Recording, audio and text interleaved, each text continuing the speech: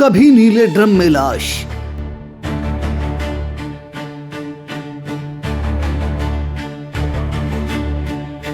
कभी जहर देकर पति की मौत,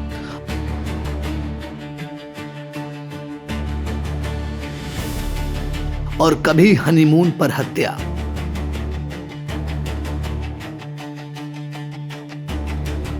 पति की हत्या की ये कहानियां अब अपवाद नहीं रही। अब ऐसा लगता है कि जैसे रिश्तों में भरोसा नहीं बल्कि साजिशें पल रही हैं। ताजा मामला सामने आया है यूपी के झांसी से, जहां 3 बच्चों की मां ने महज 6 महीने पुराने फेसबुक प्रेमी के लिए अपने ही पति की हत्या करवा दी। हत्या के बाद वही पत्नी रोती बिलखती विधवा का रूप धारण किए हर किसी की संवेदनाएं बटोर रही थी। लेकिन आज जब पुलिस ने इस ब्लाइंड मर्डर का खुलासा किया तो हर कोई हैरान रह गया। ये झांसी है और ये कहानी है एक ऐसे परिवार की जहां प्यार नहीं बल्कि फेसबुक पर पनपे रिश्ते ने खून को बहाया है। 1 फरवरी की सुबह झांसी रेलवे स्टेशन के पास एक युवक की लाश मिलने से हड़कंप मच गया। मृतक की पहचान हुई जगभान कुशवाहा के रूप में। जगभान कोई अपराधी नहीं था, वह एक साधारण ट्रेन वेंडर था जो चेन्नई में काम करता था और हर 3-4 महीने में अपने परिवार से मिलने ललितपुर के ताल बेहड़ गांव आता था। इस बार भी वही हुआ। कुछ दिन घर में रुका, फिर वापस चेन्नई के लिए झांसी पहुंचा। लेकिन उसे क्या पता था कि वह उसकी जिंदगी की आखिरी यात्रा होगी। जगभान ने झांसी रेलवे स्टेशन के पास एक रिश्तेदार से मुलाकात की और उसके बाद वह लौट रहा था। लेकिन अगली सुबह उसकी लाश स्टेशन के पास पड़ी मिली, गोली मारकर हत्या कर दी गई थी। शुरुआत में मामला अंधे कत्ल सा लग रहा था। परिवार सदमे में था और पत्नी किरण फूट फूट कर आंसू बहा रही थी। 3 बच्चों की मां किरण पति की मौत के बाद बेहद बेसहारा दिख रही थी। गांव, रिश्तेदार, पड़ोसी सब उसे संवेदनाएं दे रहे थे। लेकिन पुलिस को शक था क्योंकि कई सवाल ऐसे थे जिनके जवाब आने बाकी थे। आखिर जगभान से किसी की क्या दुश्मनी थी? किसने इतनी सटीक प्लानिंग से हत्या की? जांच की दिशा जैसे जैसे पुलिस ने आगे बढ़ाई, कहानी का नया चेहरा सामने आ गया। Mobile call details, social media accounts और लोकेशन डेटा खंगाला गया और यहीं से सामने आई एक फेसबुक की प्रेम कहानी। मृतक जगभान की पत्नी किरण फेसबुक के जरिए मध्य प्रदेश के शिवपुरी निवासी शिव कुमार सिंह लोधी के संपर्क में आई थी। शुरुआत दोस्ती से हुई, फिर चैटिंग, फिर वीडियो कॉल और फिर प्रेम संबंध। महज 6 महीनों में रिश्ता इस कदर गहरा हो गया कि शिव कुमार ने अपने हाथ पर किरण के नाम का टैटू तक गुदवा लिया। शिव कुमार अक्सर गांव आकर किरण से मुलाकात करता था, लेकिन इस रिश्ते में एक बड़ी रुकावट थी, उसका पति जगभान। पति दोनों को खटकने लगा था और यहीं से प्यार ने साजिश का रूप ले लिया। पुलिस जांच में सामने आया कि किरण और शिव कुमार ने जगभान को रास्ते से हटाने की प्लानिंग की। हत्या की तारीख तय हुई 1 फरवरी। जगभान जब चेन्नई लौटने के लिए झांसी पहुंचा तो शिव कुमार पहले से मौजूद था। दोनों मिले, शराब पी। जगभान को बिल्कुल भी अंदाजा नहीं था कि उसके सामने बैठा शख्स उसकी मौत का सौदागर है। शराब के नशे में जगभान को स्टेशन के पास ले जाया गया। वहीं शिव कुमार और उसके दोस्त धर्मेंद्र ने जगभान को गोली मार दी और फिर मौके से फरार हो गए। पुलिस जांच में सबसे बड़ा खुलासा ये हुआ कि हत्या में इस्तेमाल तमंचा पत्नी किरण ने ही मुहैया कराया था। यानी पत्नी ने न सिर्फ साजिश रची बल्कि पति की हत्या के लिए हथियार तक दिया।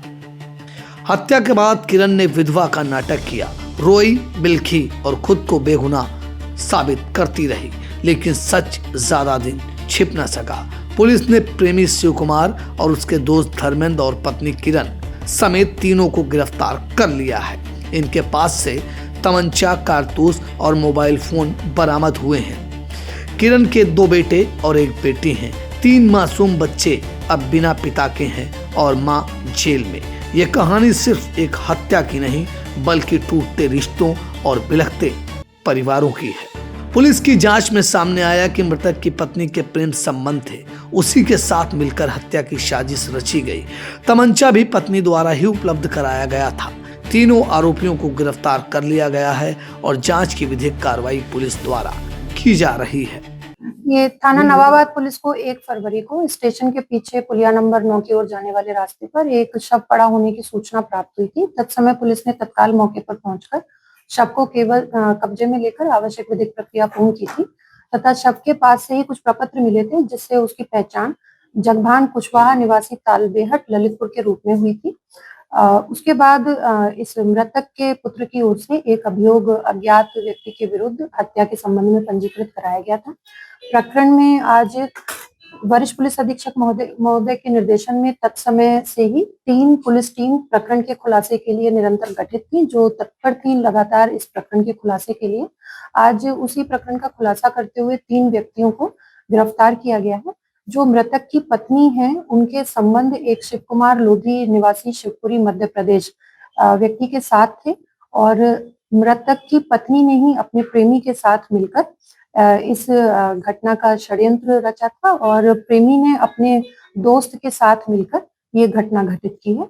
और इनके कब्जे से एक मोटरसाइकिल, तमंचा और तीनों के पास से एक मोबाइल बरामद। ये इनका प्रथम दृष्टया जो इनसे पूछताछ की गई है उसमें इनके द्वारा खुलासा किया गया है कि लगभग 6 महीने पूर्व फेसबुक के माध्यम से मृतक की पत्नी शिव कुमार लोधी के संपर्क में आई थी और उसके बाद से दोनों के बीच प्रेम प्रसंग की शुरुआत हो गई थी। हाँ, जो ये शिव कुमार लोधी जो अरेस्ट हुए हैं, इनके बाएं हाथ पर किरण नाम जो है टैटू की तरह एक बना हुआ है। इसमें जो पत्नी है, पत्नी ने अपने प्रेमी के साथ मिलकर ये षड्यंत्र रचा था और बाद में प्रेमी ने अपने दोस्त की इसमें मदद ली, जिसका नाम धर्मेंद्र लोधी है।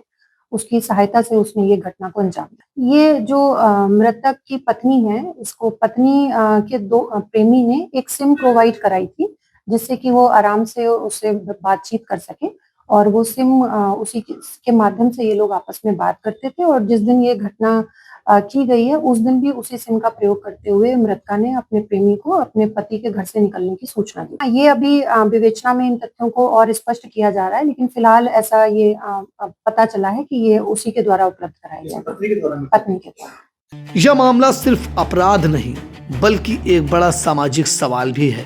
क्या सोशल मीडिया रिश्तों को जोड़ रहा है या उन्हें तोड़ रहा है? क्या कुछ महीने का ऑनलाइन प्यार इतना अंधा कर सकता है कि इंसान अपने ही जीवन साथी की हत्या तक करा दे?